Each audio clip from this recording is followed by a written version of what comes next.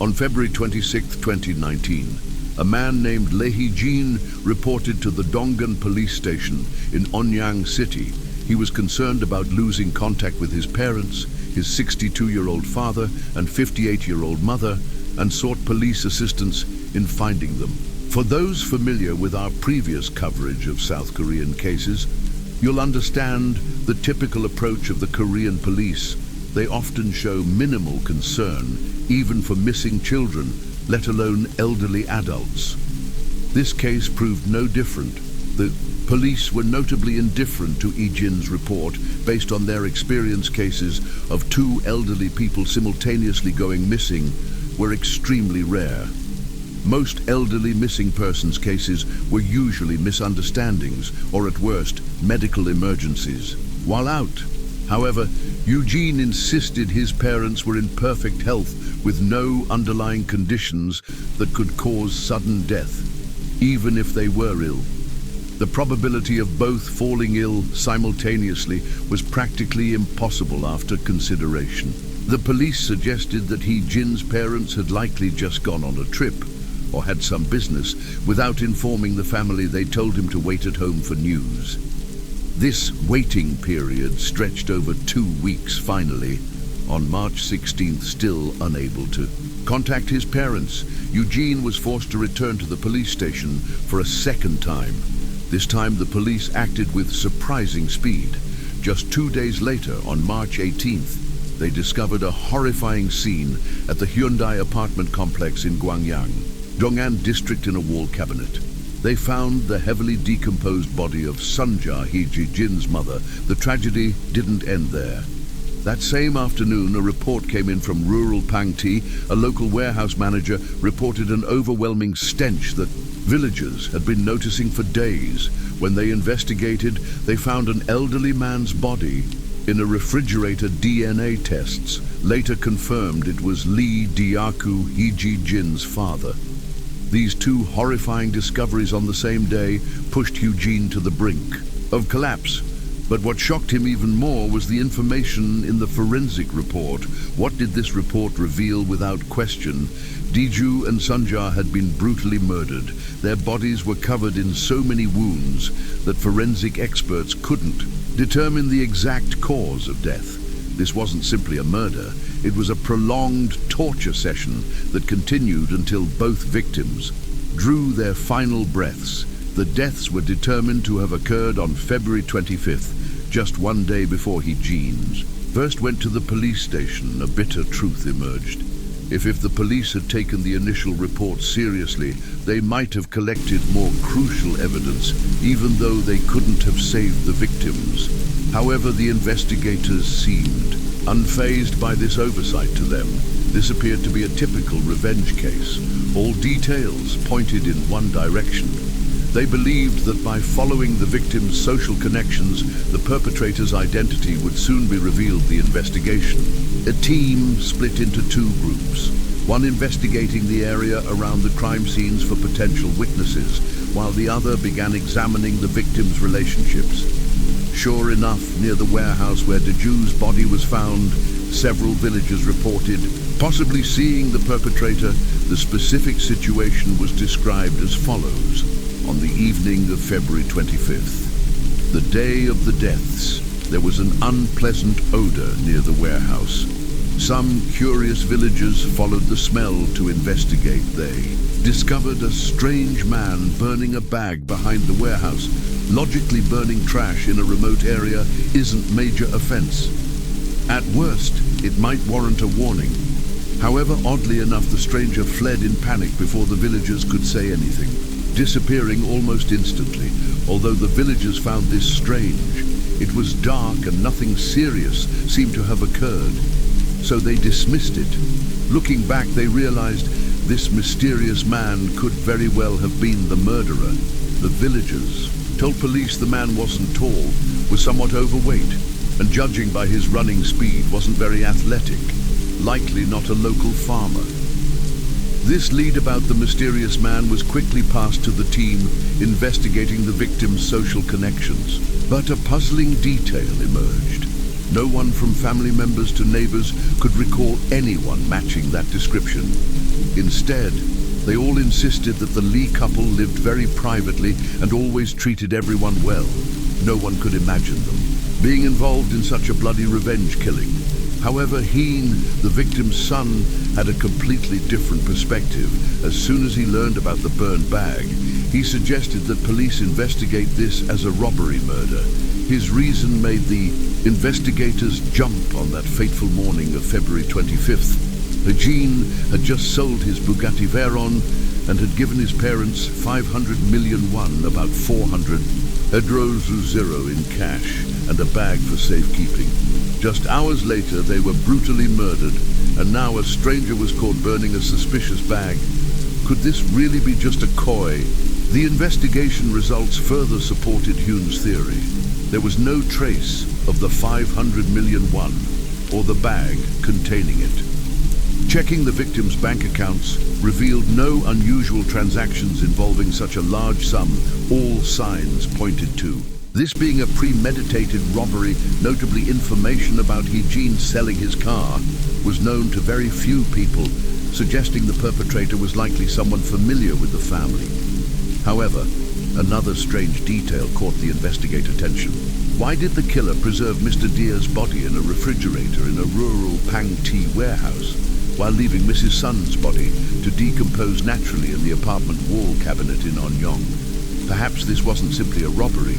This situation could be explained in several ways. Maybe the killer acted alone and couldn't transport both bodies, or the vehicle was too small, or perhaps they intended to move both, but encountered an unexpected situation. However, the Korean investigators opposed a bolder theory. They suggested that leaving Sunjar's body to decompose naturally wasn't random. It could have been intentional. Revenge compared to Diaku. It seemed the killer harbored a deeper hatred for Sunjar. All clues pointed to one conclusion.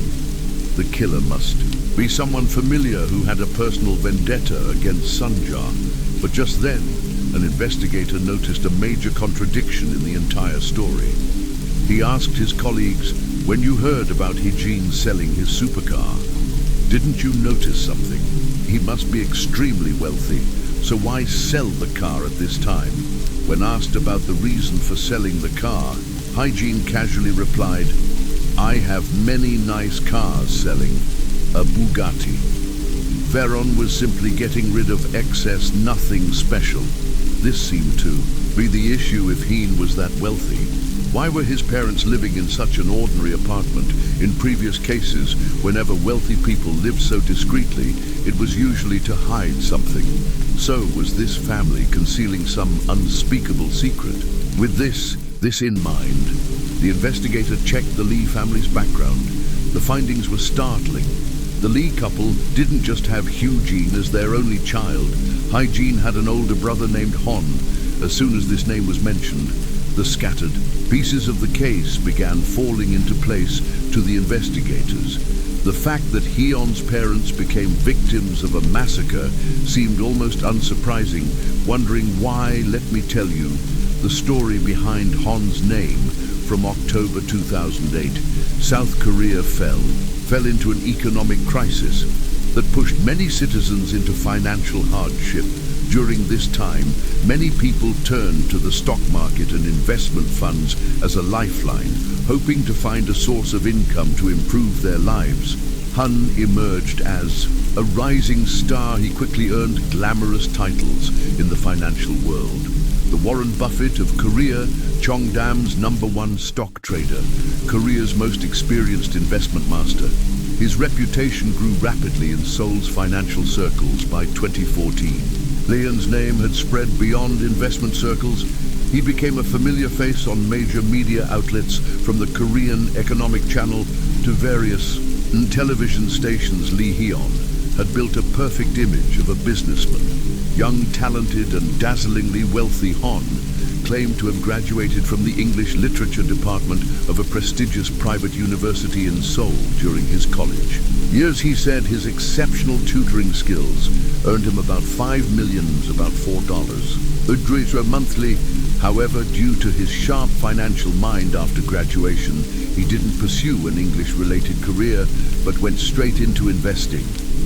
As a result, he achieved a dramatic class jump in less than 10 years. Not only did he buy a mansion in Seoul's wealthy Gangnam district with cash, but he also owned luxury vehicles, including Bugatti, Lamborghini, Rolls-Royce and Bentley. But all of this wasn't what really caught ordinary people's attention. What truly made Hugh notable was his apparent dedication to helping common people, freely sharing his investment expertise. He regularly shared his investment secrets on television shows and even helped manage finances for some devoted followers. Just imagine if a renowned, wealthy, successful person offered to manage your finances. Wouldn't you jump at the opportunity as word spread? Many people wanted Hon to help them make money, faced with this rising investment wave. He reluctantly opened an investment consulting company to handle these matters for more cautious Invest ERS, who preferred to trade themselves. Hon generously shared lists of guaranteed profitable stocks. The Lee family quickly turned this opportunity into gold when younger brother Hine established a P2P lending and company to help those who wanted to invest but lacked funds. In a brief period, the brothers accumulated a massive fortune of over 20 billion won, about $16 million. But behind the glamour of a stock market, mogul lay a dark truth no one expected. All investors who trusted him gradually fell into complete bankruptcy when some victims became aware and began investigating Hon. They discovered a shocking truth. His entire background was fabricated. Not a single detail of his past was real. For instance, he claimed to have graduated from a prestigious university, but in reality, he had never even attended college. His social media posts flaunting his wealth were all fabricated. He claimed he was about to become the distributor for Lamborghini and Bugatti in South Korea. Upon verification, due to South Korea's small market size, Lamborghini had never considered establishing a new distributor there. Even more outrageous was when in summer 2016, Hon posted on Facebook claiming he had just landed at an airport in China and was preparing to have dinner with a high-ranking official from Jiangsu province. At the time, almost no one questioned this, only feeling impressed by Hon's connections. It wasn't until he was caught and imprisoned for fraud and illegal trading that this story resurfaced. Online Chinese authorities were forced to deny the claims, stating that Jiangsu had no such official. That Hunan had mentioned, moreover, the Chinese airport photo he posted was simply downloaded from the internet. In short, the entire post was his fabrication. And so Hon's empire completely collapsed. Unfortunately, the investors he deceived collapsed with him. Thousands of people lost their entire investments, and many were left with enormous debt. Some victims, unable to cope tragically, ended their lives in despair. One could imagine that if Hon hadn't been imprisoned, he might have been killed by his victims. Therefore, it wasn't surprising that some people unable to take revenge on him directly might turn their anger towards his parents. However, if this was truly the case, solving the crime would be extremely difficult because Hon had deceived so many people. Just as the police were struggling with this dilemma, the officer who had earlier discovered the contradiction proposed an idea. The reporter Hygiene had been concealing his brother's identity to hide their past and hadn't told the police about his brother. Now that this veil had been lifted, there was no need for secrecy anymore. Perhaps now he would share more useful information for solving the case. This officer's intuition proved correct when investigators frankly confronted the truth. Eugene indeed revealed more information like a dam-breaking heat. Disclosed that after his brother Hon went to prison, although they had returned some illegal funds, the family still retained significant cash and assets. This was why they had to live discreetly, avoiding attention from curious eyes. Moreover, since his brother had been in prison for some time, he initially didn't think his parents' deaths were related to this matter. In short, he was just trying to justify why he hadn't previously disclosed everything after these meaningless explanations. Eugene mentioned something strange that made people think on February 25th. The night of the murders, he had received a message from his mother on a messaging app. His mother said she had just met a successful Harvard graduate businessman named Kim Jung-ho and wanted Eugene to Ara. Television station's Lee Hyun had built a perfect image of a businessman. Young, talented and dazzlingly wealthy Hon claimed to have graduated from the English Literature department of a prestigious private university in Seoul during his college. Years, he said, his exceptional tutoring skills earned him about $5 million, about $4 monthly. However, due to his sharp financial mind after graduation, he didn't pursue an English-related career, but went straight into investing. As a result, he achieved a dramatic class jump in less than 10 years. Not only did he buy a mansion in Seoul's wealthy Gangnam district with cash, but he also owned luxury vehicles, including Bugatti, Lamborghini, Rolls-Royce and Bentley. But all of this wasn't what really caught ordinary people's attention. What truly made Hugh notable was his apparent dedication to helping common people, freely sharing his investment expertise. He regularly shared his investment secrets on television shows and even helped manage finances for some devoted followers. Just imagine if a renowned, wealthy, successful person offered to manage your finances. Wouldn't you jump at the opportunity as word spread? Many people wanted Hon to help them make money faced with this rising investment wave. He reluctantly opened an investment consulting company to handle these matters for more cautious Invest ERS, who preferred to trade themselves. Hon generously shared lists of guaranteed profitable stocks. The Lee family quickly turned this opportunity into gold when younger brother Hine established a P2P lending and company to help those who wanted to invest but lacked funds. In a brief period, the brothers accumulated a massive fortune of over 20 billion won, about $16 million. But behind the glamour of a stock market, mogul lay a dark truth no one expected. All investors who trusted him gradually fell into complete bankruptcy when some victims became aware and began investigating Hon. They discovered a shocking truth. His entire background was fabricated.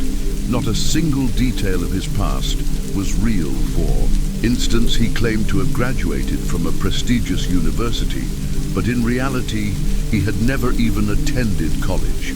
His social media posts flaunting his wealth were all fabricated.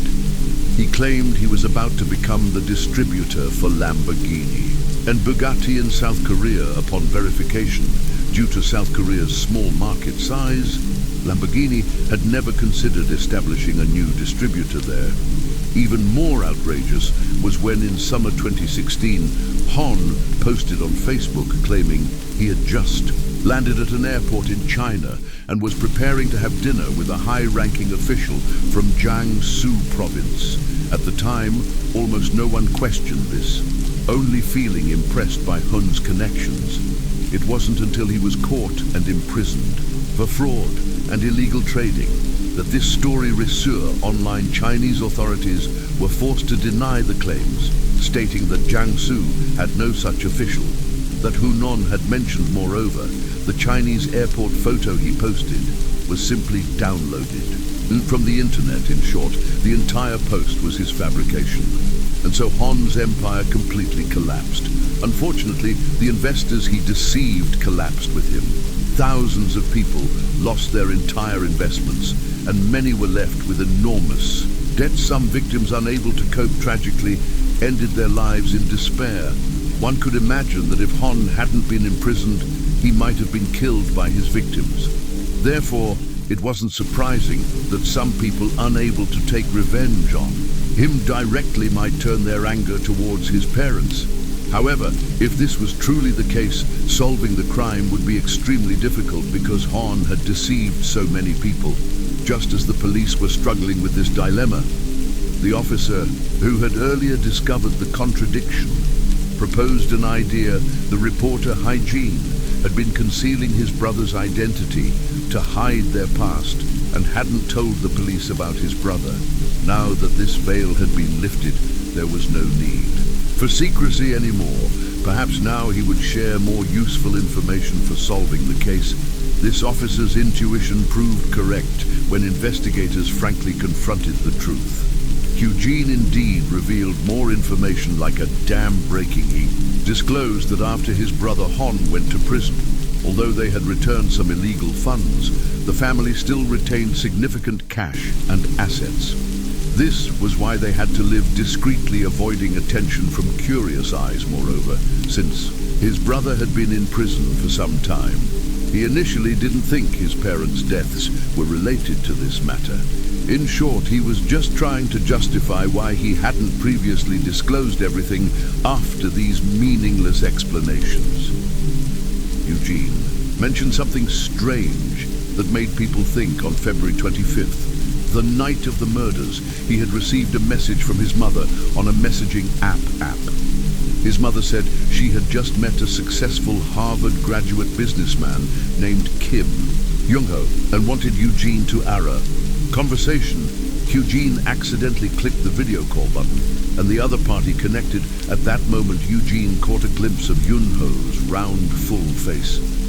Initially, this seemed like a perfectly normal occurrence, but the strange thing was, hadn't forensics determined that both victims were murdered on the evening of February 25th? How could Sanjar have sent messages to Hygiene? At this point, there were only two possibilities. Either forensics had incorrectly determined the time of death, or the person messaging Eugene was the killer. If it was the latter, this self-proclaimed Kim Young-ho could very well be the murderer. The attempt to meet Eugene might have been intended to kill him too, with revenge against the family as the motive. Therefore, police immediately created a sketch based on Hyjae Jin's description and showed it to the villagers who had seen the suspect. Everyone agreed that the person in the sketch looked quite similar to the mysterious man who had burned the bag near the warehouse on the night of the murders, with the suspect's appearance and build. Now identified, police used this information to check surveillance cameras around the crime scene. They quickly spotted the suspect in street camera footage. When analyzing the surveillance and video carefully, investigators discovered a crucial detail. The suspect didn't act alone, but had 3 accomplices.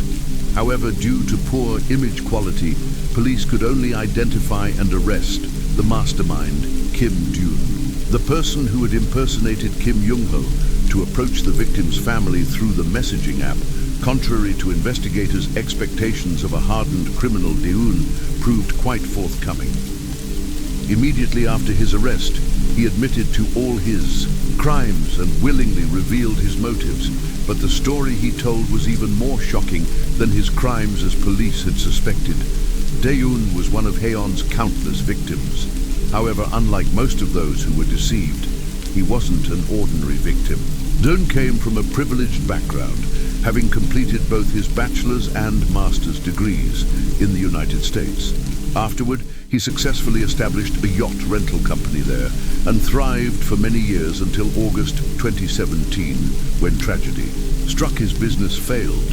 His marriage fell apart, forcing him to return to South Korea. After returning home, Daeun planned to use his remaining assets to rebuild his career, continuing the yacht rental business in the Gyeonggi area. Unexpectedly, he happened to meet Hun. Since Daeun was looking for investors at the time, Hon, with his wealth and influence, became someone he wanted to impress. As a result, he not only participated in Haeon's financial projects, but even gave Hon's father 20 million. One about 16, Udrodzero was spending money. Finally, with Eon's collapse, Daeun, who had returned from America hoping to rebuild his life, was also scammed into complete bankruptcy. But since Hon was already sentenced to prison, Daeun couldn't take revenge on him directly and decided to target his family instead. However, due to Daeun's poor physical condition, to ensure safety, he claimed to have hired 3 young Korean Chinese men online. Daeun stated that these 3 men were the who actually killed the elderly couple, while he only handled planning and crime. Scene cleanup. Immediately after the murders, the three accomplices allegedly flew back to Gin Province, China, although this temporarily prevented South Korean police from arresting all suspects. It didn't affect their determination of Daeun as the primary perpetrator. Therefore, logically, the next step would be the standard trial process. But what investigators didn't expect was that when detailed information about the murders of the elderly Lee couple was reported by the media, it sparked major controversy. Instead of condemning Daeun's brutal actions, the South Korean public unanimously voiced support and called for the court to reduce his punishment. This strange reaction led many to question, no matter how despicable Heon was, his parents were innocent, so how could the Korean public be so blind? But the truth behind this reaction was even more shocking. Hon's financial empire was actually a family business where each member played a role in the fraud scheme. His parents weren't merely innocent bystanders, but actively participated in management. Particularly Sunja, the supposedly innocent mother, regularly appeared on her son's paid channel, using her image as a respectable mother to persuade and lure people into investing in the stocks their family promoted after the scheme was exposed. Sunja was also convicted, but only received a suspended sentence and a fine of 50 million won, about $4,000 simply put. The elderly couple were accomplices to their son's crimes. However, when faced with public criticism online, the couple not only didn't apologize, but coldly declared that no one in all of South Korea studies stocks as seriously as our son, implying that convicting Heon of fraud was unjust now. You understand why public opinion sided with Daeon, don't you? Just when the case seemed to be reaching its conclusion, an unexpected twist emerged. The three Korean Chinese accomplices, after returning to China, suddenly posted shocking accusations about Daeon If-I-moon was a financial fraud. Her Daeon was even more vicious. He deceived people to take lives. Dae's previous statements about being only the mastermind, while the other three were the direct perpetrators, suddenly collapsed. These three individuals revealed the frightening truth behind the murders. Everything began about a month before the tragedy, when Daeon posted a job listing for security guards online. The three young men were attracted by promises of an easy job with attractive pay applied, and were quickly hired. But when they completed all procedures and made the long journey to South Korea, Daeun's first request wasn't normal security work. It was the horrifying task of transporting two elderly corpses to a remote warehouse in the countryside. Fortunately, these three young men weren't foolish when they discovered they were transporting corpses. They immediately refused Daeun's request and fled back to their country. In other words, the three supposed accomplices were actually laborers whom Daeon had lured from China to South Korea, and they were completely innocent in the massacre. All crimes were committed by him alone. However, South Korean police couldn't hastily believe these accusations while requesting China's cooperation in extraditing the three men. They thoroughly investigated the group's movements during their time in South Korea. What they discovered supported the three men's testimonies. None of them had received any money from Daeon. In fact, one of them had to borrow $200. Iro won about $160 from local friends just to buy a plane ticket home. This detail completely contradicted Daeun's claim about hiring them to commit murder.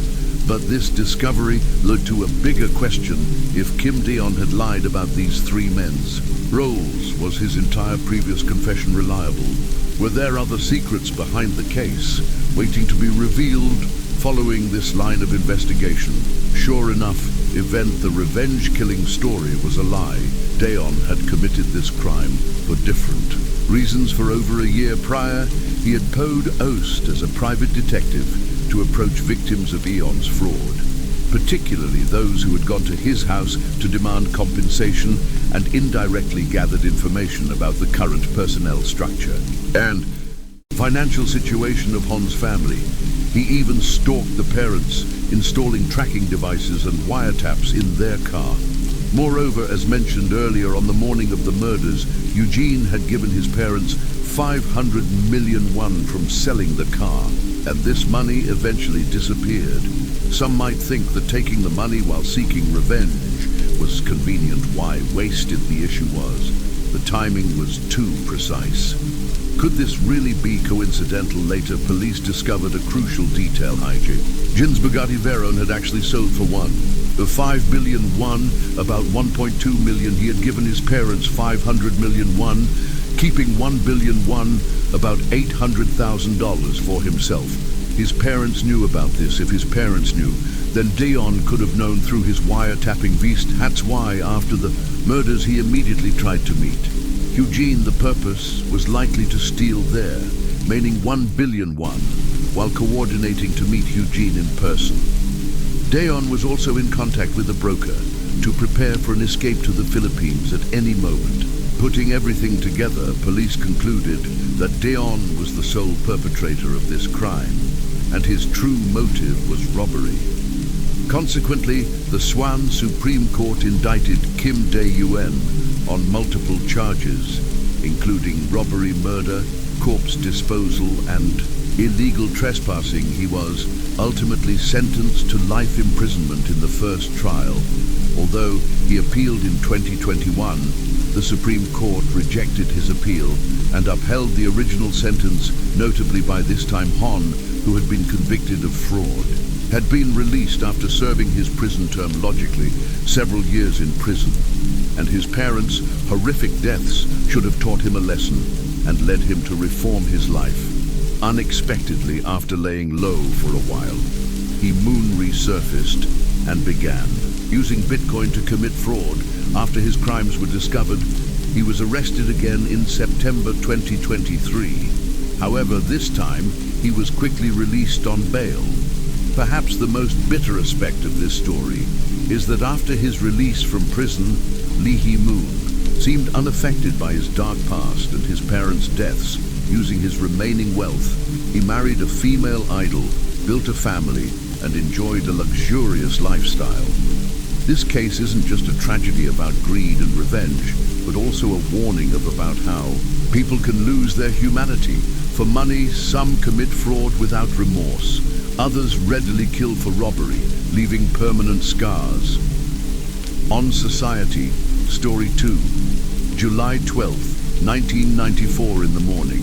Xiao Dao, a construction worker from Jianu village in Yongxing and Tuanzhou City, Sichuan province, China, went to work as usual. He returned home alone that evening to find his wife Xia Shuaqin and their 2 sons missing. Initially, Dafu assumed his wife had taken the children to visit her parents. However, the next day his neighbor Mrs. Ma shared some strange news. Mrs. Ma explained that Shuaqin had borrowed a pair of white plastic sandals from her the previous morning, saying she planned to go to the market. The children, not wanting to stay home, had insisted on accompanying their mother. After hearing this, Dafu instinctively thought his wife must have taken the children to stay at the parents' house after shopping. He quickly ate breakfast and cycled to his in-laws' home by noon, despite asking everywhere and checking with relatives and friends. Dafu couldn't find any trace of his family. A sense of foreboding began to grow. Worried, Dafu went to the town market to inquire the locals. They said they hadn't seen Shuaqin or the 2 boys anywhere at this. A appointed Jianu villager named Jie Yuan Qiu provided crucial information. Jie said that on the day Xuin disappeared, she had also gone to the town market on her way home. She'd encountered Daf's 2 sons, Xiao Yongyong and Xiao Yongquan. The brothers were sitting on a bench by the road. Jiao recognized them and invited them to return to Jianu village together. But the older brother Yongyong said they were waiting for their mother to return, so Ga left and went back to the village. Following Ga's description, Dafu and some relatives went to the market to find the spot where the 2 brothers had stopped. Although they didn't discover anything unusual, some nearby households raised their suspicions, according to villager rumors. These families had members previously involved in child abductions. Therefore, Dafu and others suspected that Shua Qin and the children might have been kidnapped after receiving Xiao Dafu report. Local police investigated these households the most. Suspicious among them was a man named Pu Jijian, commonly known as Pu San by locals. Unfortunately, when police searched Pu's entire house, they found no related evidence or traces. This investigation result deeply disappointed Dafu. He still couldn't understand why his wife and children had suddenly vanished without evidence of kidnapping. Local police could only investigate the case as a voluntary disappearance. However, since people leaving their homes was quite common in rural Du at that time, the local police station couldn't allocate sufficient resources to search for Shua Qin and the children. Since his family's disappearance, Dafu lost all focus on work. Cycling around, searching for them, became his primary concern each morning. In his worried and disappointed state, Xiao Dafu even suspected his in-laws might be hiding his family. However, Ziaxin's family was equally worried. According to Shua Qin's sister, their family had also searched many times. Asha's sister, she dreamed of Shua Qin's return. Even in her sleep, after more than 2 months of searching, Dafu fell into complete despair. He spent his days drinking to dull the pain, but the heartache wouldn't subside, devastated by the sudden loss of her grandchildren. Dafu's mother fell ill and passed away.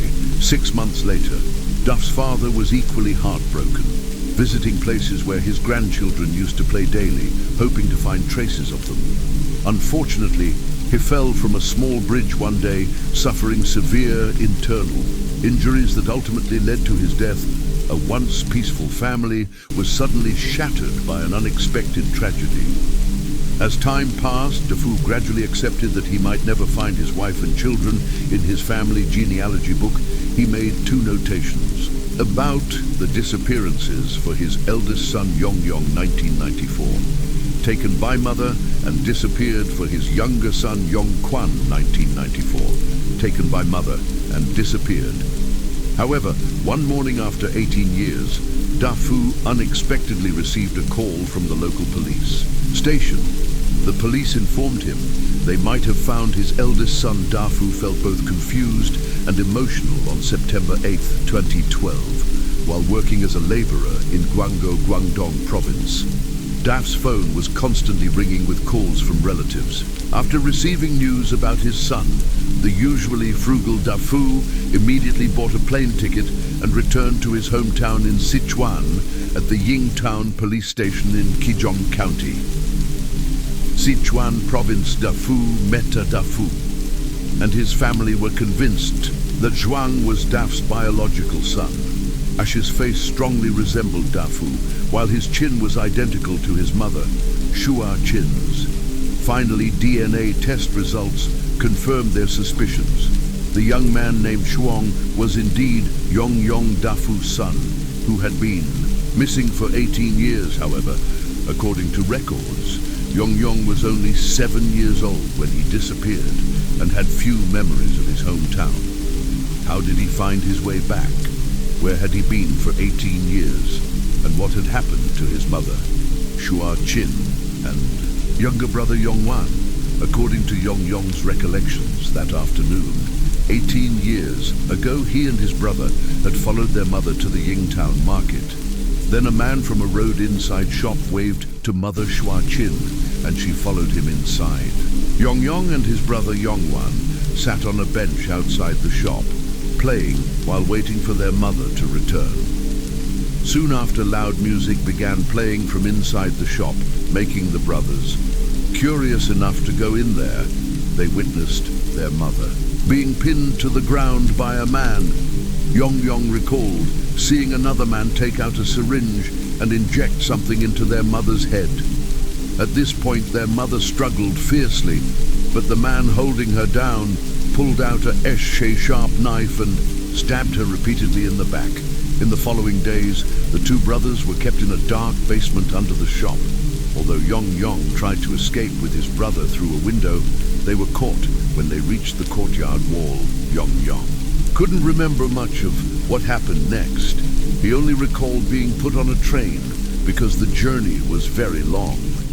He assumed they had been. Apprentice at a gemstone workshop in Guangdong province. Initially, Shuang earned only 300 yuan, about $45 per month. Not enough for rent, forcing him to survive on 2 yuan, about 30-cent noodles. Once a day, he lived in daily suffering, not knowing how. Many more years it would take to find his birth parents and brother, to find traces of his mother and brother. He drew his childhood memories, including details of his mother's abuse. Though somewhat hazy, the horrific scene remained vivid in his mind. About 3 years later, his adoptive father, Genie, returned to his hometown in Fuen, while Shuang stayed alone in Seo City, Guangdong province, continuing to work. He saved money while secretly traveling to Jiangsu Hub and Hunan provinces, trying to recover memories of his hometown. Although Shuang covered his rented room's walls with photos of cities, memories of his hometown remained elusive during the 2012 Chinese New Year. Shuang accompanied a friend to Longchong County, Enjiang City, Sichuan province. While dining at his friend's home, 2 dishes suddenly triggered some memories. Shuang said the Chinese sausage and watercress reminded him of his childhood hometown flavors.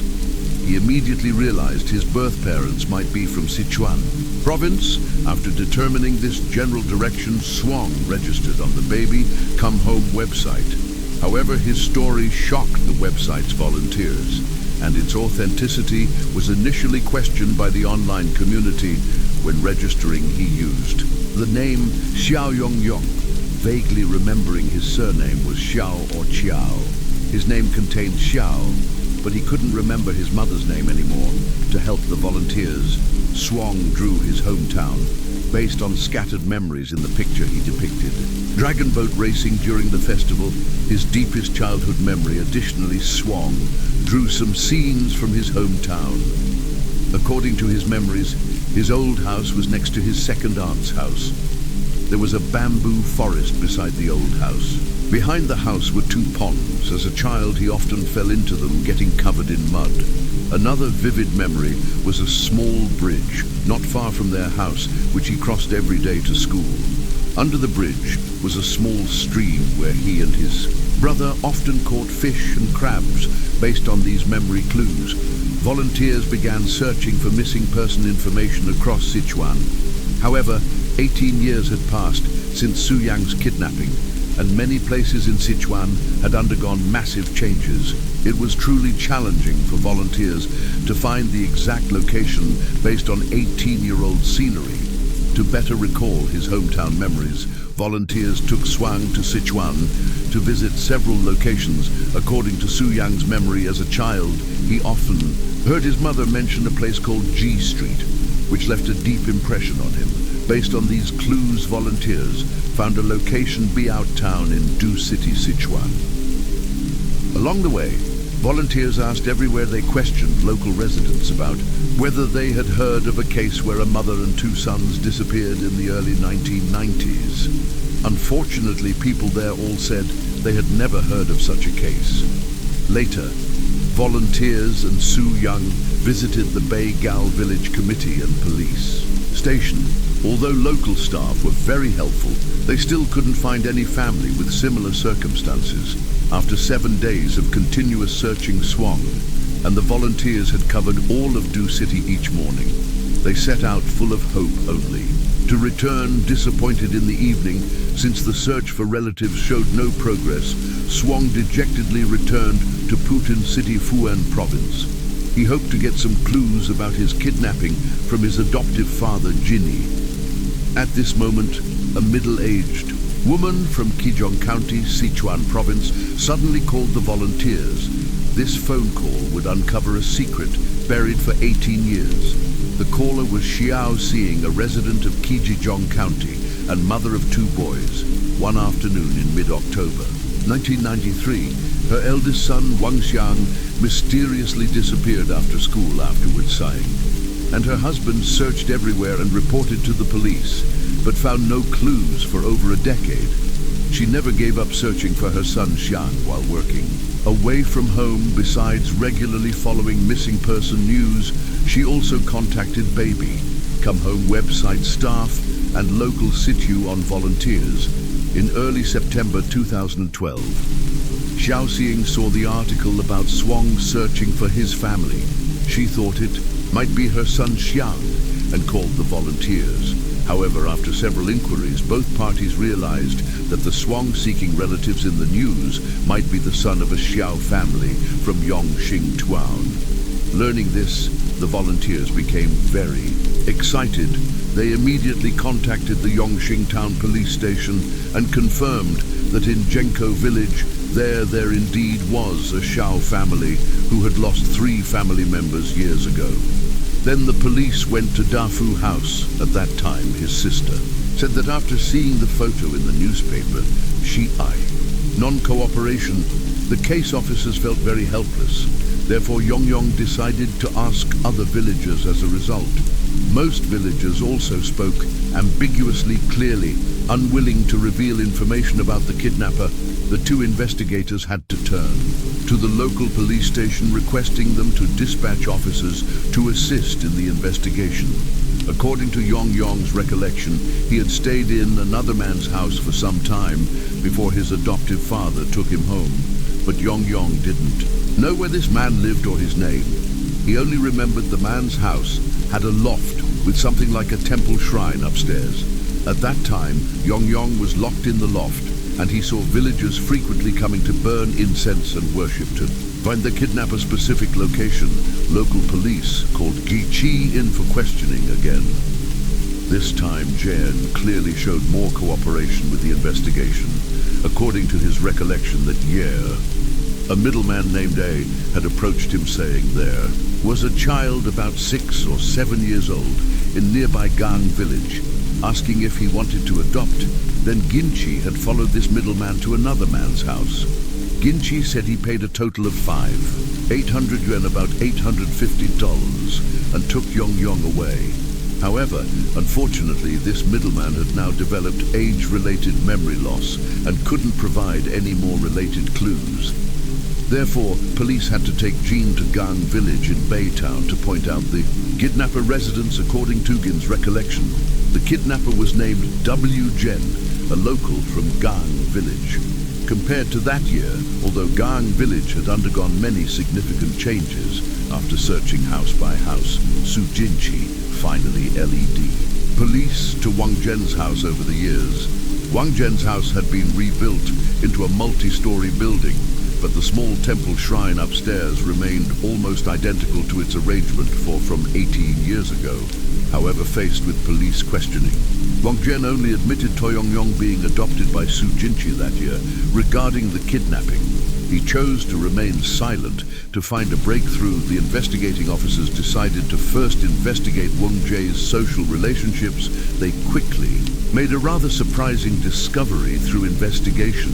Police learned that Wang's wife was also from Qizhong County, Sichuan province, and had also been kidnapped and brought here growing up before marrying Wang, according to her statement over 20 years ago. A man nicknamed Penai had kidnapped her later. She witnessed other children being brought to Wang's house multiple times. Through further investigation, police quickly identified the real name of this Penai as Zhong Gishian, 58 years old, from a Xinyang town, the same hometown as Yongyong-related documents showed that Zhong Gishian had previously been sentenced to 6 years in prison by the Qizhong County People's Court for child kidnapping. Sentenced with him were 2 other accomplices, one of whom was Pusan, the man Dafu had suspected of kidnapping his wife and children. Based on this connection, Kaizhong police believed Zhong and Pu were likely the perpetrators who kidnapped the 2 brothers Yongyong that year. Therefore, after interrogating Wang, police quickly arrested Zhong simultaneously. They also quickly went to Pu's house. He was now 51 years old. During initial questioning, Pu quickly admitted that the kidnapping of the 2 brothers Yongyong that year was indeed his doing. However, regarding the whereabouts of Shua Qin, Yongyong's mother, he still hadn't confessed the truth.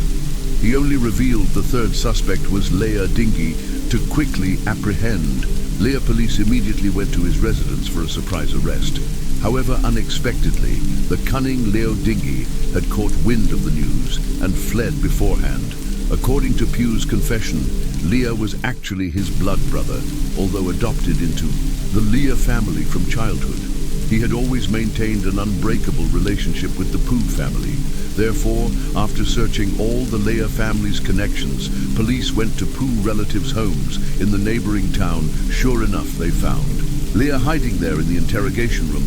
Leah honestly told investigators, "I want to ask for the government's leniency. I'm willing to confess all crimes." Then Leah detailed the entire criminal process from 18 years ago. The time went back to early July 1994. Due to financial difficulties, Liao had gone to Pugh's house to borrow money unexpectedly. Pugh once again proposed the kidnapping plan they had contemplated many times before. Pugh told Leah that kidnapping a child could earn them several, the Danyuan, and this money also sparked Leah's evil intentions. According to Pugh's plan, Leah was responsible for observing targets on the street, then luring them to his shop before taking action. However, Leah had observed for several days without finding a suitable target. Therefore, Poe proposed an even more vicious plan. He said if they saw adults with children, they could kill the adults first, then kidnap the children to sell on July 12, 1994. Leah saw Shua Chin leading her two sons passing by Pugh's house. Therefore, Pugh actively stepped out to greet Shua Chin, saying he needed her to deliver a message to someone in Jenko village. Without suspicion, Shua Chin followed Pugh into the shop to easily subdue Shua Chin. Leah first turned to CCAS player's volume to maximum to mask any upcoming sounds unexpectedly. The cassette player's sound attracted the two brothers Yong to run in a bedroom behind Pugh's shop. Leah first strangled Shua Chin and pinned her to the ground. At this point, Shua Chin struggled violently, so Pugh pulled out a knife and stabbed her after killing Shua Chin Pugh. And Leah locked the two brothers Yong in the basement. About a week later, Pugh contacted the human trafficker Jiang. Through Jiang's arrangement, the two brothers Yong were put on a train. They first went to Beijing, then transferred to Pin City, Fujian province. As for their mother, Shua Chin, she had been dismembered by Pugh and Leah and finally buried in a vegetable garden behind Pugh's house around Tenbin-Tue. On February 28, 2013, police brought suspect Pugh to a bicycle repair shop on Bao Street, Yongqing Town. Around them, local residents had gathered in large numbers, hoping to learn the truth about the case as soon as possible. At the vegetable garden behind the shop, many residents had surrounded the body excavation site. Although Pugh had confessed to all crimes, police still needed to find victim Xiao Qin's remains, according to Pugh's confession. That year, he and Leah had divided the body into 3 bags for burial in 2008. He had dug up 2 bags and burned them. The burning location was in a corner of the courtyard to ensure no criminal evidence was overlooked. Technical staff meticulously crumbled each piece of dug-up soil. They carefully washed every fragment suspected to be bone. Besides some chicken and pig bone fragments, police also found some important evidence, including a fragment suspected to be human skull, some ashes from burning plastic bag pieces used to wrap the body, and a rope used to tie the body. However, based on this evidence, technical staff still couldn't prove the victim had been buried in this garden. Their only hope was finding the 3rd unburned bag. But the case had occurred 18 years ago, and said he couldn't clearly remember where the 3rd bag was buried in the vegetable garden. In this situation, the investigation team had to decide to dig about 3 FT deep across the entire garden. As a result, they quickly unearthed a plastic sandal. This sandal had basically melted, with only the sole still showing a bit of white color by evening. A final black plastic bag was found. Inside was a bag of bones that, when assembled, formed the lower extremities of a human. DNA testing later confirmed these were Shish Chin's bones. From 18 years ago, at this point, the case investigation had results, and Xiao Yongyong had, through his efforts, brought justice for his mother. However, his brother Xiao Yongwan was still missing to continue tracing. Related clue. His work at the gemstone workshop to make a living, the elderly father, Xiao Dafu, brought his new wife back to Jiangsu village, where they raised ducks and worked in the fields to maintain their livelihood. The younger brother, Xiao Yonquan, chose to settle in Beijing. Although the family had reunited, they still had to live separately in 3 different places because the beautiful days from 18 years ago could never return. Story 3. On a fateful afternoon in August 1967, residents of Tai's Wanhua district witnessed a startling scene. A man drenched in sweat burst into the local police station. His name was Zhang Jingen, and between labored breaths, he began telling a story that would leave every officer in the station stunned last night. "I was forced to help bury 2 bodies. Jingan blurted out immediately, drawing the officers' full attention as his story unfolded. A horrifying crime came to light at Chai Art Garden, a mannequin factory located at 51 King Road. The owner, Wang Onean, had murdered both his wife and an apprentice. Jingan claimed he had been coerced into helping dispose of the bodies, which were now buried in the factory's basement. Initially, the police were skeptical of this bizarre claim, the idea of real bodies. Being buried in a factory that made artificial ones seemed like something out of a horror movie. Moreover, King Road was in one of Tai's busiest commercial districts. Who would dare commit murder and conceal bodies in such a crowded area? What made the officers even more suspicious was Jen's behavior for someone claiming to be an accomplice. He seemed unusually eager to confess. The officers also noticed something OD off about his demeanor. He didn't seem entirely mentally stable, despite their doubts. The police had to investigate. They brought Jingen to Chekai Art Garden, a 4-story building where each floor served a different purpose. A beauty salon on the 2nd floor, residential apartments on the 3rd and 4th floors, and the mannequin factory occupying both the ground floor and basement. According to neighboring businesses, the factory was highly successful, supplying mannequins to fashion stores throughout Taiwan. They operated almost constantly, rarely closing even on holidays. That's why it struck everyone as odd when 2 days earlier, owner W. Man had suddenly announced the factory would be closed, posting a "Closed Today" sign on the door, something completely out of character. When the investigation team arrived, several reporters were already on scene. After repeatedly knocking with no response, the police were forced to break down the door. As soon as the door gave way, police and reporters flooded into the building. The ground floor featured a display window containing 6 plastic mannequins. Though officers thoroughly searched this level, they found no bloodstains or signs of struggle, finding nothing on the main floor. The group descended to the basement, where Jingen claimed the bodies were buried. The scene that greeted them was unsettling. Dismembered mannequin parts scattered everywhere, arms, legs, heads and torsos strewn about, while the air was thick with the pungent smell of isoamyl alcohol used in mannequin production. Faced with this eerie tableau, police began to theorize that Jingen might have been affected by the toxic environment. The combination of harsh chemical fumes and the grotesque appearance of the disassembled mannequins could have caused him to hallucinate, mistaking plastic parts for human remains. However, Jingen, his body trembling, insisted on pointing to a specific section of the concrete floor, maintaining that the bodies were buried beneath.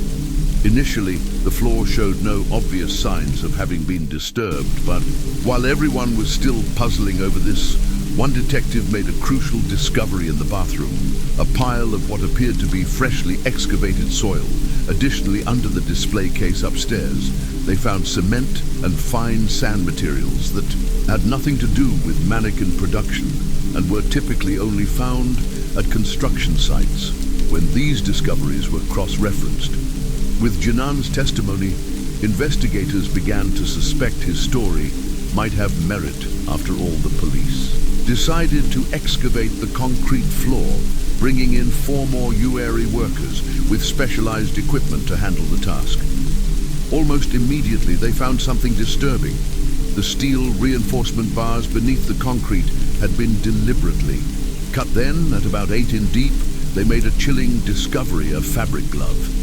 The atmosphere at the scene grew increasingly tense as they reached a depth of roughly 20 to 28 in. The workers encountered something unusual when they lifted it out. They realized it was human hair. Immediately after, the unmistakable odor of decomposition filled the air, confirming the investigators' worst fears. There were indeed bodies buried under the floor. From this point on, the excavation proceeded with extreme caution to preserve evidence and protect the integre and tension.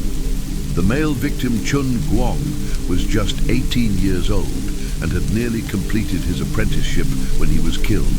The investigation began with interviews of 3 apprentices who were on leave from Sherry Art Garden. While none could explain their employer motive for murder, they revealed a crucial detail recently when men had discovered 2 Idrejuju NDT about 65 Seidlan missing and had a violent argument with his wife. The dispute had escalated. Beyond verbal abuse, he had physically attacked her and shaved her head 3 days before the murders, on the evening of August 3rd, when men had abruptly announced he knew who had taken the money and gave all employees a week's vacation. The apprentices had barely begun their unexpected break when police appeared at their doors. Finding the apprentices' information limited, investigators expanded their inquiry to the victims' families, hoping to uncover any underlying conflicts with women. The first stop was Guang's family. They revealed that before his death, Guang had confided that when men suspected him of having an affair with his wife and had beaten him despite his parents urging to quit, Guang had insisted on his innocence, believing that suddenly leaving would only intensify his employer suspicions. Next, investigators approached Win Min's family, hoping to gather more insight. Their conversation with Wang Xinia, Win Min's sister, provided crucial information about the family's troubled past. Gina disclosed that 4 years earlier, while Wen Min was away for military training, his wife Swan had begun an affair with a neighboring pharmacist who had a questionable reputation. What made matters worse was that the pharmacist had convinced Swan to give Wen Men a drug that, while not lethal, would render him impotent during this period, when men had noticed severe problems with his sexual function but couldn't understand why. Despite consulting numerous doctors, he found no solution to his condition. A year later, the pharmacist tried to exploit Swan again. This time he attempted to convince her to work as a hostess at a bar in Dong. Promising good money, Swan firmly refused, ending their relationship. This incident seemed to be a turning point, making her realize the gravity of her actions. She eventually decided to confess everything to her husband upon learning the truth. Wen Men immediately reported the pharmacist to the police, resulting in appropriate legal consequences for his actions. However, even after justice was served, the betrayal continued to haunt when Ginia also revealed another significant detail. Before disappearing, Wen Men had borrowed about 5 Idrejuju NDT, about $165 from her. She had given him the money without hesitation. With these new pieces of information, investigators began forming a clearer picture of the case. They theorized that Wen Men's trauma from his wife's past infidelity had led him to suspect a relationship between her and Gafon. This paranoia could have been the primary motivation for both murders. While this theory seemed plausible, it remained speculative. The police's most urgent task was still locating Wen Men. Initially, police were confident about capturing him quickly. They had 3 reasons for this optimism. First, Wen Men had no known connections to organized crime. Second, he had fled with only 5 Idrejuju NDT. And third, Taiwan's island geography made escape particularly challenging. However, another complicated aspect of the case demanded attention: Jinan's role in the murders as both an alleged accomplice and the informant his motives required. Careful scrutiny. Why did he choose to confess? Was he truly coerced? Or had he been a willing participant in the murders who later turned informant due to some dispute to resolve these questions? The police split their investigation into two teams. One focused on tracking down Wen Men, while the other concentrated on interrogating Gan Zhen more thoroughly during questioning. Gan Zhen provided a detailed account of the fateful night. According to him, around 10 p.m. on August 4th, Wen Men had suddenly appeared at his house in a state of distress. Wen Men claimed his wife had been missing for 2 days, and that despite reporting it to the police, there had been no leads. He said he planned to search for her in Cheng and asked Gan Zhen to accompany him without much thought. Gan Zhen agreed. The two men rode a motorcycle to Taipei Station. Once there, Wen Men suddenly remembered he needed to retrieve something important from the factory. They were returned to Chekai AR Garden. However, as soon as they entered, Wen Min locked the iron gate and revealed the horrifying truth. His wife had done something unforgivable, and he had killed both her and an apprentice. He needed Jinan's help disposing of the bodies. Ji Zhen claimed he panicked and tried to flee, but when men threatened him, saying the bodies were under the bed and he wouldn't hesitate to add a third with no escape route, Ging Zhen said he was forced to help drag the bodies from the... Coherently what had happened, he just frantically urged his brother to call the police before his brother could react. When men appeared at their doorstep, Gan Zhen was forced to escape through the back door and ran straight to the police station. Although Jinan's testimony seemed credible and was validated by the discovery of the bodies, exactly where he indicated deeper analysis revealed several troubling inconsistencies. The first major discrepancy concerned the physical disparity between the men. Gan Zhen was a blacksmith with a large, robust build and considerable strength. In contrast, Wen Min was relatively slight, standing only about 5'3". And given this physical advantage, it seemed implausible that Gan Zhen would be so easily intimidated by Wen Min. Another suspicious element was the sequence of events in disposing of the bodies. Digging the hole was arguably the most challenging part. Yet when men had completed this alone, this raised the question, why would he need help with the relatively easier tasks of moving and burying the bodies? Furthermore, involving an outsider like Gan Zhen seemed counterintuitive, essentially creating an unnecessary witness to his crimes. Confronted with these inconsistencies, police questioned Gan Zhen again. This time, he dramatically changed his story. Zhong Zhen admitted he hadn't been coerced at all. The truth was that Wen Men had promised him money, and in a moment of greed, he had willingly helped conceal the bodies. However, he claimed that shortly after, his conscience got the better of him, prompting his confession to the police. During their deeper investigation, police discovered that Gan Zhen actually suffered from mental health issues. Years earlier, he'd sustained a head injury in a car accident that affected his nervous system. While he could maintain basic daily activity and social interactions, his thought processes and manner of expression were noticeably different from the norm. Furthermore, investigators learned there was a family connection between the two men. Jinan's brother was Wen Men's brother-in-law, and Wen Men had even introduced Gan Zhen to his wife. Considering Jinan's mental condition and the family ties between them, it made more sense why Wen Men might have chosen him for help. However, this also raised a new concern. Given Jinan's mental state, how reliable were his statements? This made finding Wen Men even more crucial. He was the key to unraveling the entire case. Police were so confident about catching Wen Men that they didn't even offer a reward for his capture. However, as the investigation progressed, things became increasingly complicated. After searching throughout Taipei and expanding their investigation to Taichung police, still couldn't locate When Min, just as they were growing frustrated with the lack of progress, a new development made the case even more complex. A man named Yang Gang Quan rushed to the police station to report that his wife, Lu Wong, had disappeared and was likely with Wei Min Yang's family, ran a wig-making business, and had frequent dealings with Wen Men's mannequin factory, which was how the families knew each other. Lu Wong, 30, was a mother of 5, with her youngest. Still nursing Gangan had 2 reasons to suspect his wife's disappearance was connected to Wen Min.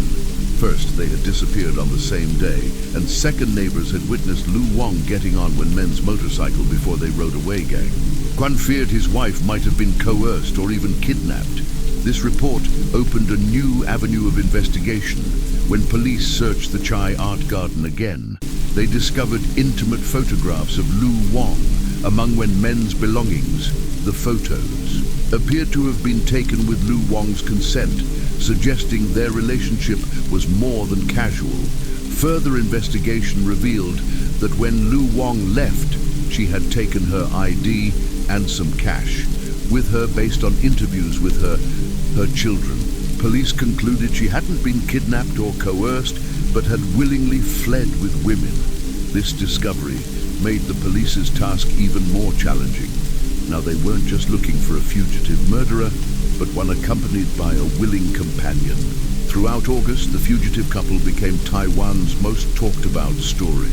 The public was eager to see them captured and brought to justice. However, their whereabouts remained a mystery. Rumors placed them everywhere from southern Taiwan to the central regions, and even in Sanjong police had no concrete leads initially.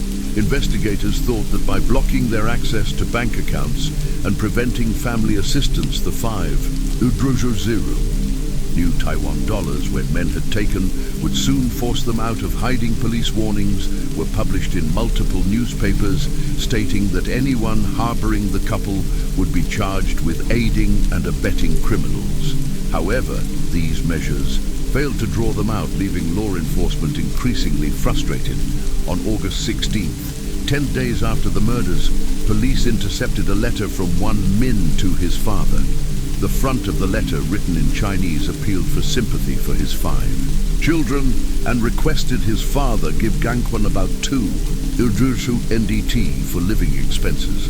However, on the back was a message in Japanese saying, "Don't give the money."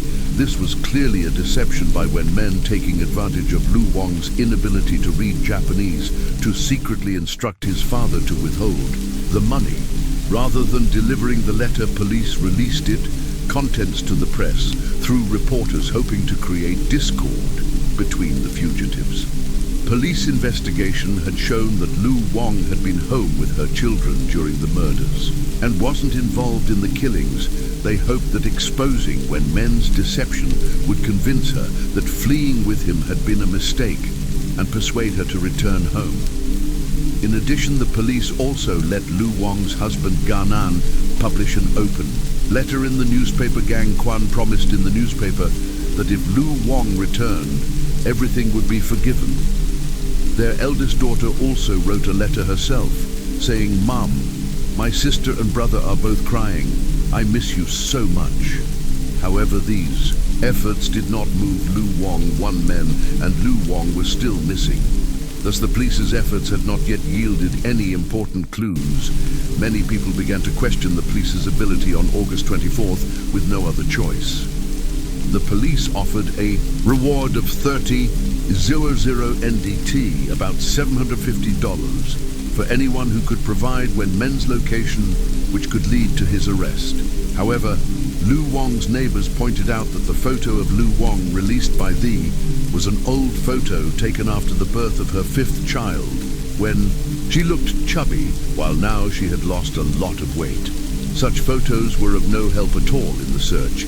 The police then revealed another important feature of Wen Min, saying that he had a strange disease and needed to drink herbal tea regularly.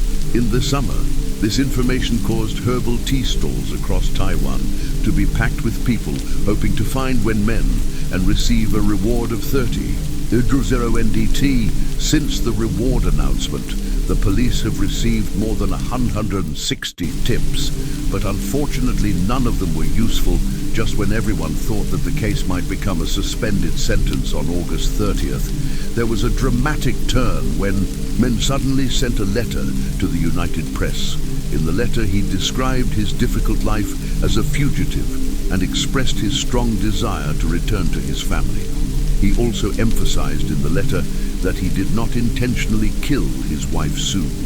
Juan and practitioner Guang, he admitted to assaulting his wife, but claimed that he did not realize that her injuries were serious enough to require emergency treatment, which ultimately led to her death, when men also said that if the Lianan newspaper published his letter, he and Liu Wang would turn themselves in to the Criminal Investigation Department the next day. The Lianan newspaper published had killed someone and needed to escape. Wondering if she wanted to go with him, Luong agreed without hesitation, took her ID card and some cash, and set off on the run with him after reading the newspaper reports on the case. When men felt that the press had reported it seriously, so he decided to turn himself in. He asserted that the truth was not as described in the press. These statements were completely different from Jinan's. Jingan claimed that he only participated in burying the body, while when men said that Jingan killed Guang, and then the two of them disposed of the body together. However, when Men's statement also had many unreasonable points, the forensic report indicated that Guang died from strangulation. If when Men said that Guang was beaten to death, then how should the traces of strangulation on the body be explained? This contradiction became a key point in the subsequent trial. On October 18, 1967, the case was brought to trial by the Taipei District Court. Although, when men insisted that San's death was an accident, the court did not accept this justification. Therefore, when Men's death sentence was almost certain, the main point of contention in the case was whether the whistleblower Jing had actually killed a Guang. In the first instance, the Taipei District Court held that the deaths of Swan and Guang were both caused by Wang Ganmin, who suspected the two of having an illicit relationship and had the intention to kill Jingan, was only forced to participate in burying the body. So he was declared innocent and released. However, the prosecutor did not agree with this verdict and appealed over the next 9 years. Jinan's verdict alternated between guilty and innocent.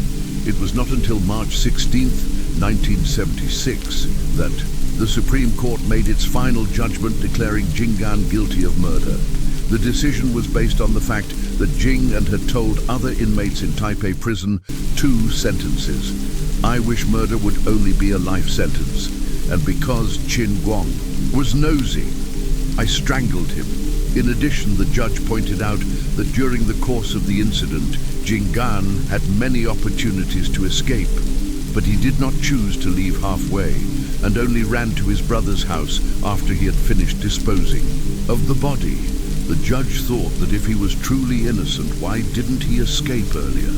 This showed that he was not completely innocent. Based on these doubts, the court finally found him guilty of intentional homicide and sentenced him to life in prison. As for Wen Men, during the 9 years of trial, his death sentence was always upheld, and he was executed euted by firing squad on the 4th day after the final verdict. However, at that time, the public was no longer interested in Wen Men's fate. Everyone's attention turned to the woman who had run away with women Lu Wang. Everyone wanted to know why a mother of 5 children would abandon her family to follow a man who had just killed his wife and fled. Through investigation, everyone learned that Lu Wang and Wen Men had known each other since childhood and were childhood sweethearts. They shared a common interest in painting, and their personalities were very compatible. Luong later married Gangquan, but their marriage was not a happy one. Story 4, around 5:30 p.m. On July 9, 2007, a concussion explosion shattered the peace on Jinnah Road in Jinan City, Shandong Province, China. The force of the blast had completely destroyed a Honda car, scattering the driver's body parts, some of which were found on the windows of nearby stores. A nearby taxi ALSO caught fire leaving the driver severely burned. Due to the severity of the explosion, a fruit vendor near the car was also injured, struck in the neck by debris and requiring over 10 stitches. The entire neighborhood was in chaos. Bystanders gathered, speculating wildly. Some thought it was a routine traffic accident, while others suspected a fuel tank explosion from a collision. But could an ordinary accident or fuel tank explosion have caused such devastating destruction? This question began to take root in the minds of the witnesses just minutes after the explosion. The police arrived at the scene through preliminary investigation. They confirmed 1 fatality, 1 pedestrian injury, significant damage to a taxi and 2 other vehicles completely destroyed. With such a serious explosion occurring in the bustling city center, the investigators' urgent task was to determine the cause. Was this an unfortunate accident, or did a darker plot lie behind it? As the investigation delved deeper, the detectives realized the truly grave nature of the case. They discovered this was not a random explosion, but one carried out using TNT, a tightly controlled military explosive. This detail immediately revealed a terrifying truth. This was a premeditated murder. Through forensic analysis, the victim's identity was quickly established. She was 31-year-old Lu Hing, residing in a luxurious 1400 FT apartment in the Ru residential community. The destroyed car was a BR ex-husband who may still harbor resentment, Chinji the suspicious deputy team leader, and Ihai the secret lover of the victim. Each of them had the motive and capability to carry out this brutal act.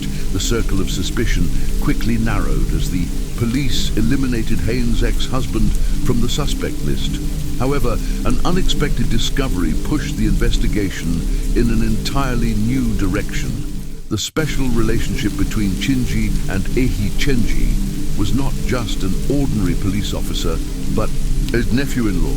This revelation was like a lightning bolt, splitting the night sky, making the investigators sense an even greater conspiracy unfolding just 3 days after the explosion on July 11th. With irrefutable evidence from the mobile phone and other physical evidence, Chinji was arrested in Qingda during the interrogation in an atmosphere of tension disguised as a tea invitation.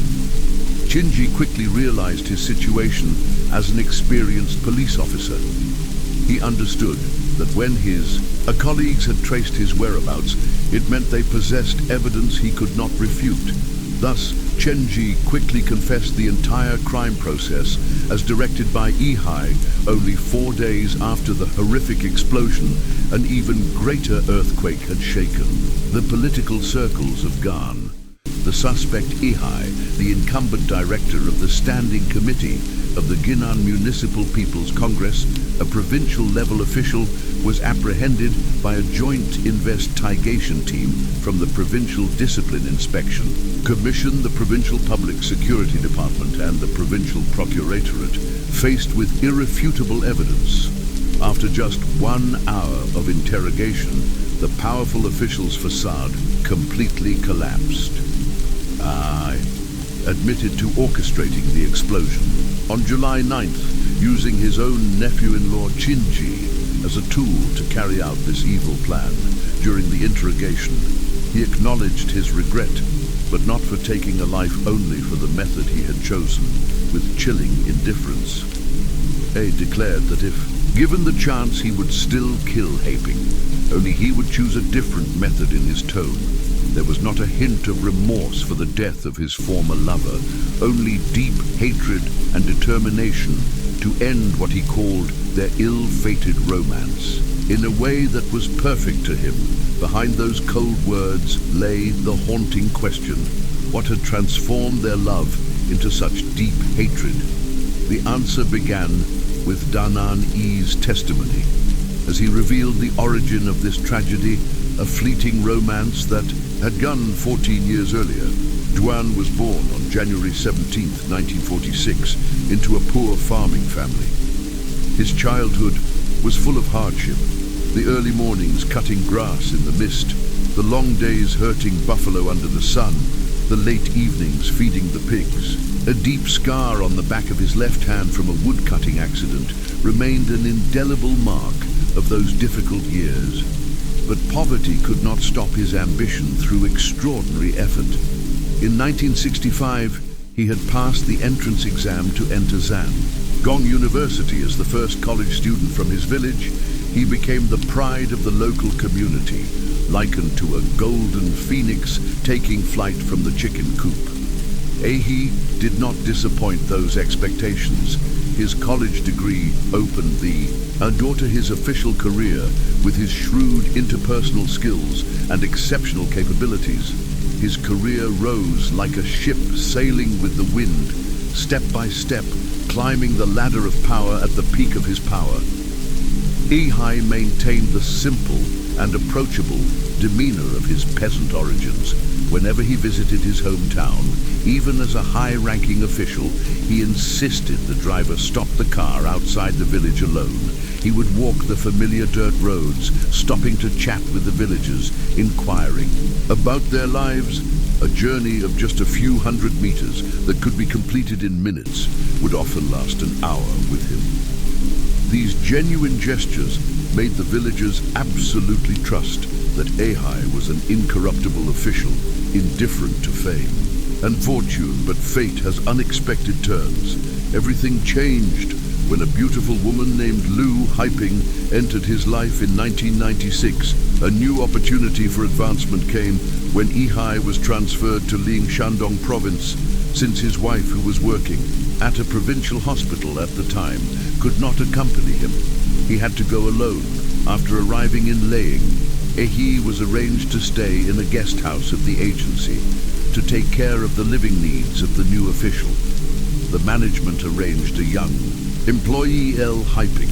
She was only 18 years old that year. Lu Haiping was thoughtful and attentive, taking meticulous care of Ehi. She would wash his dirty clothes, prepare delicious meals when he was hungry, and even have his toothpaste ready in those lonely months away from his wife.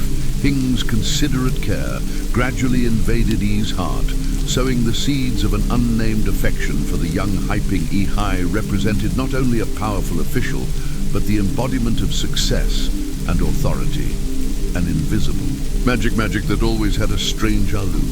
Confined to the city center where it would be difficult to gain enough speed if they acted carelessly. Not only would they fail to kill Haiying, but they could also expose their own identity. Therefore, this plan was abandoned with the first plan failing. Qinji came up with another idea. As a former military engineer, he knew how to manufacture explosives. He thought of using an explosive device to resolve this issue. After the explosion, all traces of the crime would be completely erased. A seemingly perfect strategy after Qinji shared this idea. Ehi also found it to be a good one. He provided Qinji with detailed information about Haiping, such as her home address and sea keys as a police officer. Qinji easily exploited his network of connections. To obtain the controlled explosive, he had a good relationship with a garage owner named Qin Chongbing, 40 years old, who was skilled in remote-controlled car devices in the privacy of the garage. The two began their deadly experiments, the first two. Detonation tests were carried out to practice leaving the final 3 triggers for the real act, along with 2 kilos of explosives and a remote control. They had secretly constructed. They created a weapon that could tear apart metal and flesh in an instant. But as the murder weapon was completed, something in Chen's conscience suddenly awakened. He began to hesitate before the destructive power of what he had created, the thought that a simple button press could take a life, leaving no chance. But redemption began to haunt his mind. Though Ehi constantly urged him on, Qinji continued to find ways to delay. In July 2007, Qinji could no longer postpone it. On the afternoon of July 9th, Qinji and Chongbing drove the police car to the area where Haiping worked, holding the bomb. They quickly located Haiping light blue Honda with trembling hands. They used Duani's remote control to open the car door, then carefully placed the deadly bomb under the driver's seat in just a brief minute.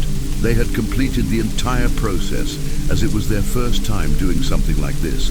After placing the bomb, they hastily left the scene on the road where Haiping usually drove home. The two evil perpetrators held their breath, waiting for their target.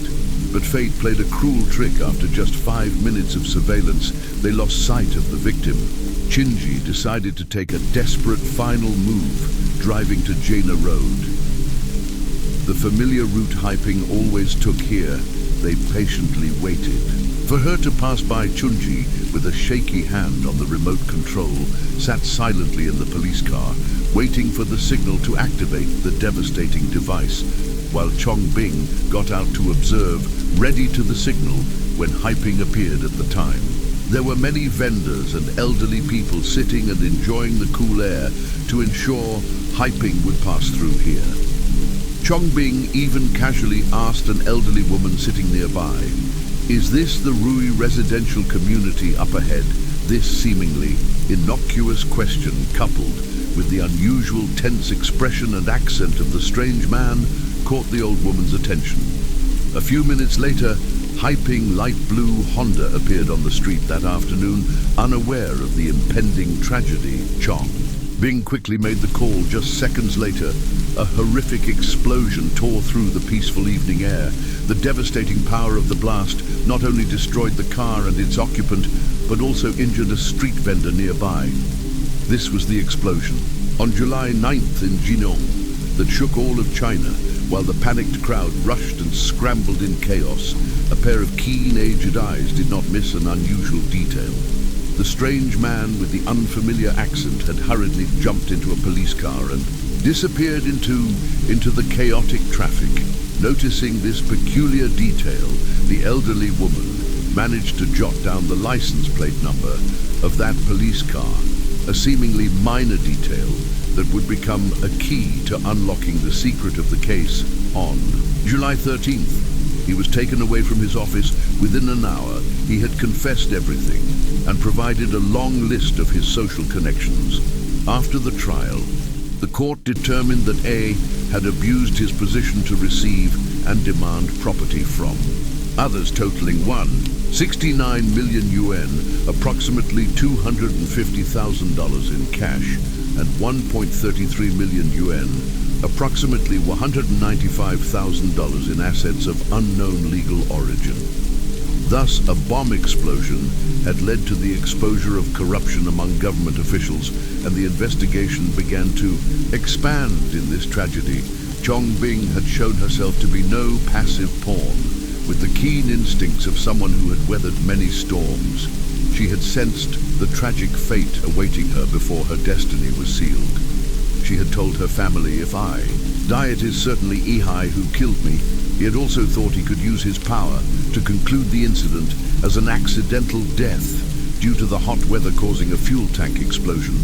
But he did not realize that the distance to his own death was only 59 days away. After the incident, he was quickly starting his career. Suzhou implemented real estate regulations such as purchase restrictions and loan limitations. Before these policies took effect, residents of Suzhou and even people from other regions were eager to buy property in the city. The real estate market was so hot that houses sold almost instantly after being listed, and brokers could make significant profits Fan Hung Wei, as a real estate agent, entered the market. At the perfect time, the demand was so high that many clients proactively contacted him to purchase homes, resulting in an exceptionally high transaction closure rate. Combined with his strong work ethic, he achieved remarkable success, earning a substantial income thanks to his outstanding performance. He was promoted to a managerial position at his company. Not only did his career thrive, but Fan also found the love of his life. In 2016, shortly after starting his job, he met Jay, a colleague 2 years younger than him. Born in 1993, JR was a native of Suzhou. She was perceived as introverted and quiet. As they spent more time together, their affection gradually grew. On February 20th, 2017. They officially confirmed their romantic relationship after they started dating.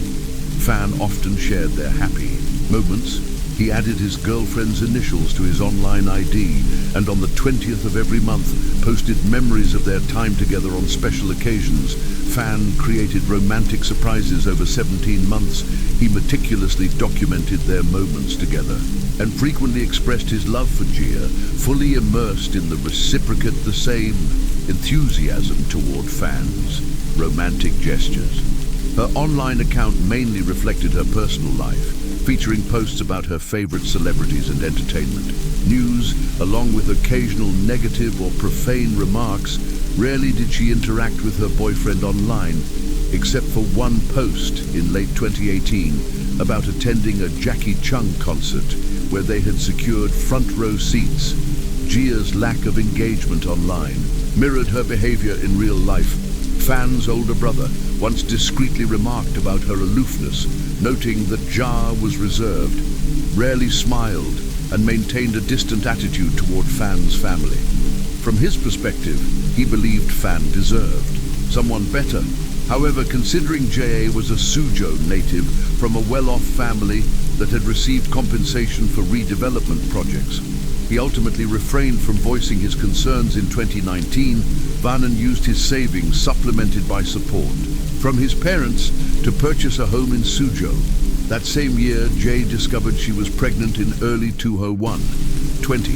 They registered their marriage, and on February 3rd, 2020, their daughter was born. Fan's Weibo posts, which previously focused on his relationship with Jaya, began documenting his daughter's milestones, from her birth to sleepless nights spent soothing her. He posted a total of 32 entries about her growth during this period of career advancement. Fan found additional motivation in his daughter. He took on the responsibility of supporting the family, allowing Gia to stay home and care for their child. Confident in his career, Fan decided to leave his job to start his own business, aiming for greater success. After leaving his job, Fan joined a brand under one of the country's leading real estate brokerage companies. Leveraging his years of experience, he began managing and operating his own real estate brokerage firm. However, starting in 2020, as he embarked on his entrepreneurial journey, the real estate industry began to face challenges due to the pandemic and other factors. The once thriving market started to slow down, casting a shadow over his family's future as his business struggled and his income fell short of expectations. Family issues began to surface initially. Ja Dong's quiet personality turned colder, for instance. After giving birth, Fan's mother, Gia's mother-in-law, came to care for her for a month. Yet, during that entire time, JN never addressed her as mother. Such indifference puzzled everyone. Van believed Gia's attitude stemmed from the fact that they had not yet held a formal wedding ceremony, which remained a lingering issue in his mind, concerned about his wife potentially experiencing postpartum depression. Fan arranged a wedding ceremony on October 1st, 2020. Following the ceremony, the couple moved into Gia's family's relocation apartment in Yanjian, just about 2 miles from their real estate brokerage. However, cracks in their relationship began to appear soon after. For days after their wedding, they had a heated argument when Fan accidentally woke their daughter, who had just fallen asleep, by entering the bedroom, still upset after the argument. Jay vented her frustrations on Weibo, using vulgar language that demonstrated her lack of respect for her husband. As time went on, the real estate market entered a challenging phase by 2021. Older properties in Suzhou were brought under stricter management regulations. These new conditions made transactions increasingly difficult, forcing many